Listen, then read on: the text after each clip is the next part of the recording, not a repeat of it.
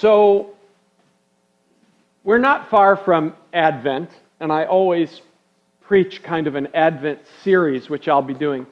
So we had these weeks in between, these 3 weeks in between, and I said, Lord, what are we going to do with these 3 weeks in between? So what we're going to do is we're going to do a little series for these 3 weeks that I've just called Simple Gifts. I think the timing is good. Coming into this season of Thanksgiving, and at this time of year, it's Thanksgiving, it's the season of autumn. There's just always a lot of conversation, a lot of thinking about gratitude and about the gifts of life. And part of what got me thinking on this idea for this little sermon series was I've been thinking a lot lately about how so many of the things that we make such a big deal out of in the arena of religion and faith often seem so disconnected from the things that actually seem to give us hope and optimism and kind of put a spring in our step about really living. As Christians, we're often, we dissect the Bible and we work at parsing our doctrine correctly, and we analyze who and what we think God is for and against, and then we go off to champion all those things. But then on Monday morning, our soul actually reaches for different things than that, to find the hope and the joy that is going to be our life in that moment, the positive energy and the optimism for living. So I'm not saying that we don't reach out for God. So many of us do. But even what we reach for in God is usually not that stuff. We don't get up on Monday morning and say, if my doctrine is just correct, that'll make life worth living. Or, whatever it is. What we reach for in God is something bigger. We're not just reaching for like Bible truths or a chance to go fight the world for God, unless we are among those Christians sold out to the culture wars, and in my humble opinion, if we are, then I think we've got bigger problems in our faith, if that's where we think it's at. So when I talk about what we reach for on a Monday morning, I know we reach for a lot of things, right? We reach for, the things the fulfillment we find in our job. We reach for being good parents. We reach for financial improvement. We reach for all kinds of small pleasures that maybe bring us excitement and comfort in our daily lives. And all of that is fine, and all of that can go bad. Just kind of depends what you do with it. But when I talk about what we reach for or might reach for that makes us feel like we're really able to live this life, I'm talking about some things, some gifts, that on the one hand might seem very general, but in truth already have tendrils connected to our souls, to our inner person. We just don't always recognize it with these things. So the gift I'd like to talk about this morning is the gift of beauty. So here's a strange thing for a pastor to say, but I want you to just forget about your faith for a minute. I know, in church, right? Just forget about your faith for a minute. And I just want to invite you to think about the idea of beauty in its own right. To help you think about it, let me share with you a couple of my own recent experiences of beauty. It's no secret that I'm a lover of nature and creation. My wife is probably largely responsible for that influence in my life over the last few decades. So the week before last, I was in California for a few days to visit my mom. And my 96-year-old mother, Mary. 2 of those days that I was out there, I had dinner with my mom and some assortment of my 3 siblings that live out there. But one of those nights I was on my own. So the night I was on my own, I drove down and took a walk on West Cliff Drive in Santa Cruz, California. West Cliff Drive is this wonderful walkway on the cliffs about 100 feet above the ocean. You could go down there every afternoon and watch the surfers, which is a blast. But this is sunset out on West Cliff Drive in Santa Cruz. And not bad, huh? Yeah. I felt a little guilty because I think that was the day that was the day I think Linda texted me and said, "It's snowing here." I'm out on West Cliff Drive. It is not snowing here. It's beautiful, right? Yeah. Chris has been out there with me to Santa Cruz. I sent him a surfer picture. So, and then the other day, literally as I was walking in the woods praying about my preaching, I was just arrested by the fall beauty. And these 2 pictures kind of capture that. Just look at that. And I was just like, oh my gosh, you know. Now these are all the beauty found in nature, but there are all kinds of beautiful things. There's the beauty of a smile or of a friend's embrace. There's the beauty of the human form, both in men and women. There's the beauty of a newborn child or the beauty of a young child's laughter, like my little grandson Manu when he was here this last summer. And, you know, he's enamored with a lot of interesting things, as boys are at this age. And at one point, we were sitting on the couch, and I turned to him and I said, "You really like burping." And he turned to me and he giggled and he said, "And farting." And as crazy as it sounds, it was a beautiful moment out of the heart of this little child, right? There's the beauty of things we create as human beings, pretty dresses and furniture and houses and sailboats. There's the beauty of visual art where we try to capture and express the essence of a person or a scene or some movement. There's beauty in music, and the list could go on and on and on. There's even beauty in hard things, which I think sometimes catches us by surprise when we begin to realize it. Now, don't misunderstand me. I would never argue that everything hard contains something beautiful, but there's often a beauty sewn into the hem of a difficult thing. My mom at 96 has lost much of her younger beauty, and now she's lost her ability to walk, and she's lost nearly everybody in her life because she can't access those memories anymore. She doesn't remember my dad, who was the most marvelous man, to whom she was married for over 40 years. She has no idea who Dick Lehman was. He's been gone a long time. But when my mom smiles, and my mom does smile, yeah, that's Mary. When my mom smiles, in that smile I still perceive the beauty of the love she gave to us, that she gave to so many people. The beauty of a soul that genuinely worked every day to be a kind and good person. She smiles even at this stage, and I remember every Christmas Eve and family vacation and Wednesday night casserole and Saturday morning pancakes. At 96, when my mom smiles, even though I'm bracing for the loss that I know is coming, when she smiles, my world drips with beauty. One of the things that all these have in common, even the hard things, is that there's something about these experiences, all these things I just listed, that's very hard to put into words, something you can't fully explain. We have a word for that: mystery.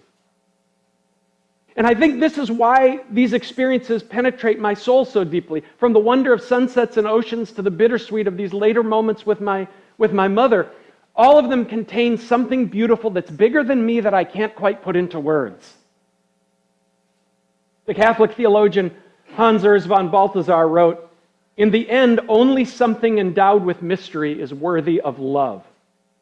It is impossible to love something stripped of mystery. At best, it would be a thing one uses as one sees fit." Do you get that? There's the beautiful things that leave us in awe, and then there's all the pragmatic stuff that we just put into our hands and use to accomplish something. And von Balthasar says, you can't really love those things. Love is called forth by something bigger, by something mysterious, by something mysteriously beautiful. When we begin to understand something about beauty and mystery and how everything and everyone and everything we love and everyone and everything that's able to get past the gates of our soul and get inside us, that all those people and all those kinds of experiences and things actually possess beauty, we should also find that God is in that category. In fact, maybe that God is the biggest thing in that category when we think of beauty. What I'm trying to say is that when we realize that everything we love is endowed with beauty and mystery, this should naturally tune us in to the beauty and mystery of God when we look in God's direction. I think this was true for David as he wrote the Psalms. And in truth, it is always the poets and the artists and the songwriters who are tuned in to the deeper things. The church in Western culture has always thought that it needs more scholars. We're the academics of the Christian world. The truth is that we need more poets and artists. I think David got this. He talks in Psalm 23 about the Lord leading him beside the still waters. He leads me beside the still waters. He says, He restoreth my soul. What is that? There's a mystery and a beauty there that David is reaching for, that he's experiencing. And in Psalm 27, he says, Oh, I wish I could just dwell in the house of the Lord all the days of my life and continually behold His beauty. So the very existence of beauty, our experience of beauty across all these different people and things in life, it should leave us thinking, well, if there's beauty in sunsets and music and little children and good friendships, then God must be the most beautiful of all, as the source of all things. Beauty should be our greatest clue about the things we can't completely put into words, including and especially God. But in the modern church, when we come and look in God's direction, do we find that we are all naturally looking for the beauty of the Lord? I don't think so. I think we come over to our faith categories and we want doctrinal dissection, beneficial blessings, and practical pragmatism. How's that for a little alliteration, huh? We come over to our faith categories and we think about things differently. Beauty isn't the dominating category. Before we fall down in awe before the beauty of God, we want to know, well, what is this Christianity going to do for me? Is it going to make me right? Is it going to bring me blessings? Is it going to solve my problems? Imagine standing before a sunset and asking, is it going to make me right? Is it going to bring me blessings? Is it going to solve my problems? As children of the Enlightenment and empiricism, with our ever-present bent toward the practical, we seem to have lost much of our ability to see and be aware of the beauty in God. We rush to words of explanation, words of application. But beauty is the thing for which words fail. And I know at this point some of you are probably thinking, obviously Pastor Fran was just in the mood to wax philosophical this morning. But can I just be so bold as to say that I think our loss of being tuned into beauty and our loss of beauty as our biggest category for thinking about God partially explains why the Christianity and the church we see around us today is a mess. People who are beholding the beauty are not simultaneously running around judging and hating. They don't go together. People who are beholding the beauty are not trying to subdue the people around them with political power. They're more like people standing on a beach gazing at the sunset and saying to the person next to them, have you ever seen anything so beautiful? Right? You want to preach the gospel? We Christians talk about preaching the gospel. To preach the gospel is to stand next to someone in your life and to gaze on Christ and say to them, have you ever seen anything so beautiful? And this loss of the appreciation of beauty, it has twisted and diminished the most profound parts of our theology. I think in many ways, it has made our modern Christianity, when we begin to see it, almost unrecognizable compared with the early beauty of Christianity, or the beauty of early Christianity, I should say. Take the cross, for example, the thing which is inarguably the center of our Christian faith.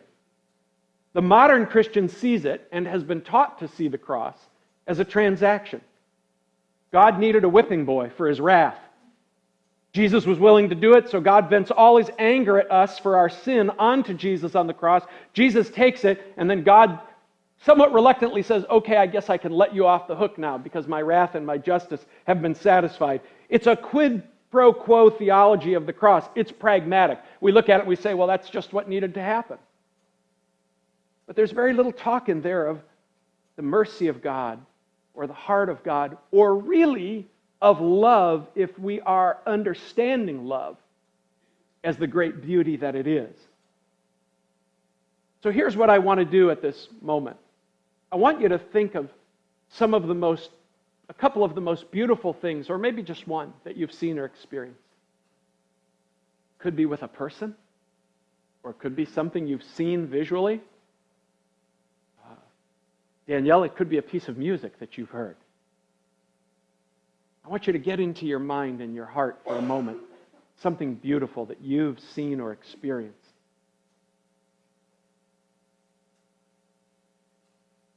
And then I want you to gaze on the cross and wonder about beauty at the cross. If God is the creator of beauty, if God is the most beautiful thing that there is, then the most significant thing God has done among us, which is to go to the cross, must also somehow have beauty sewn into the hem of its garment. In Philippians 2, the Apostle Paul writes this: "So if knowing Christ has meant anything to you, if you found any comfort in this great love, and sweet communion from the Spirit, any affection or mercy, then make my joy complete by being like-minded, letting love flow between you, being together in things. Rather than doing things out of selfishness or arrogance, embrace humility and treat other people as having great value."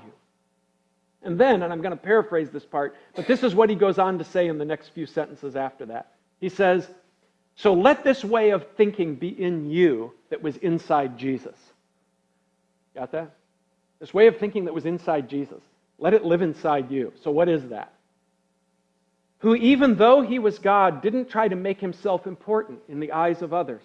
In fact, he became a servant and stooped down to take on our human likeness.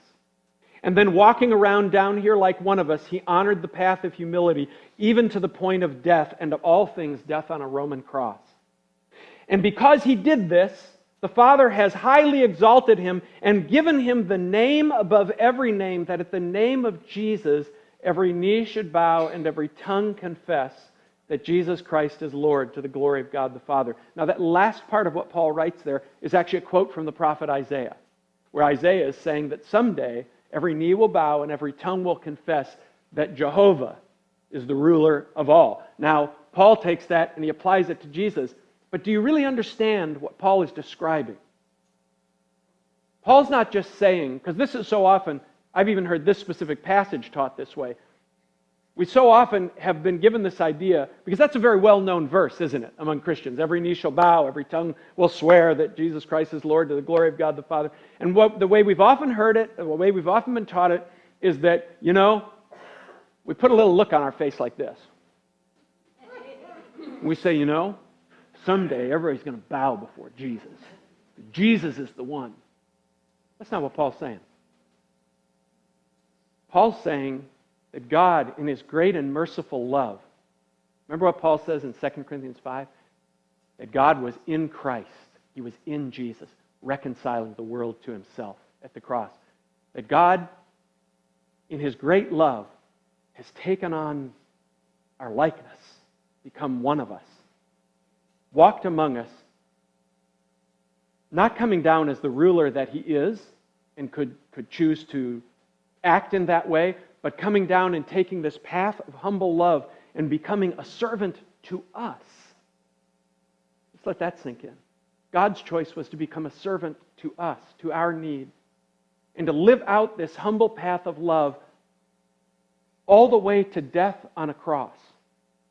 So then Paul says, and because he did that, the Father has highly exalted him. That means to celebrate him. Because of what Jesus did, the Father has celebrated Jesus and given him the name that is above every other name that ever has been or ever will be. It's like this, if you won't consider this too sacrilegious. The Father looks at Jesus after Jesus lives out this path of sacrificial love, and he says to Jesus, "You're the man.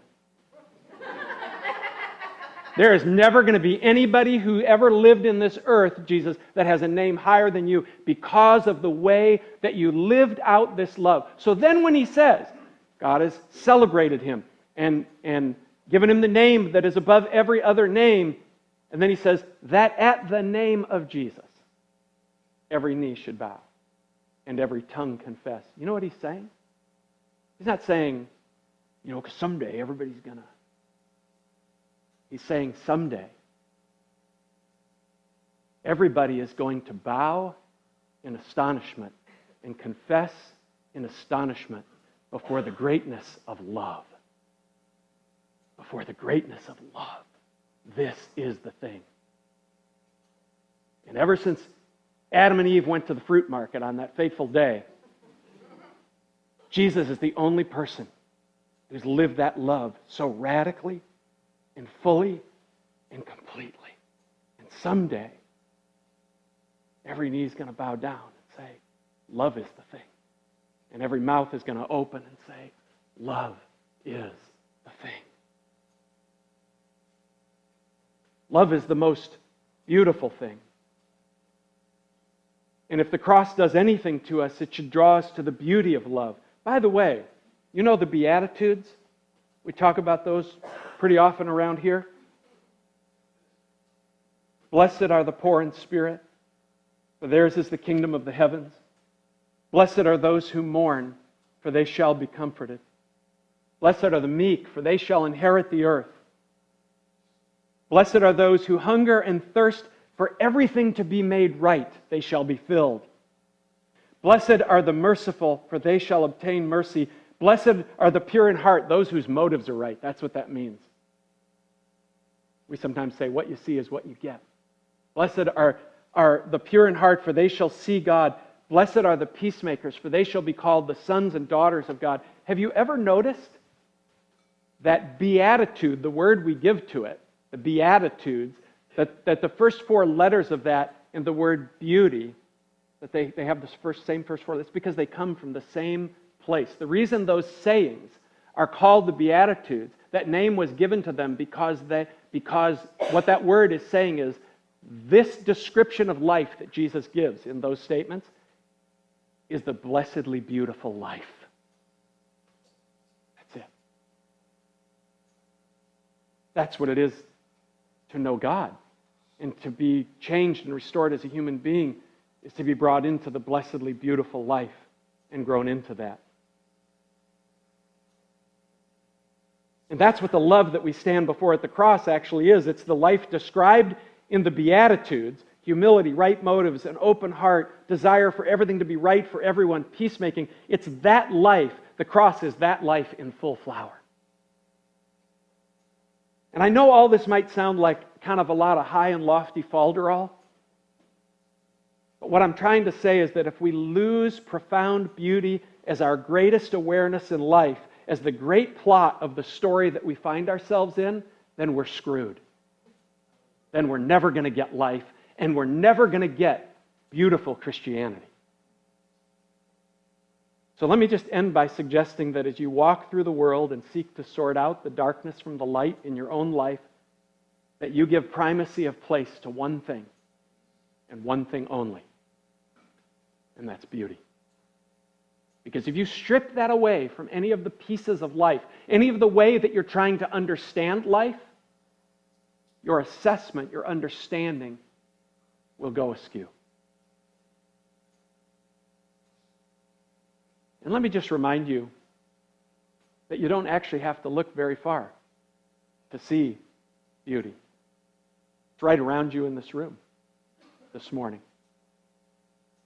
I see the beauty in all of you. Do you see it in each other? I see it. I see it in my, I don't want to sit on your phone. I see it in my friend Dana. I see the beauty.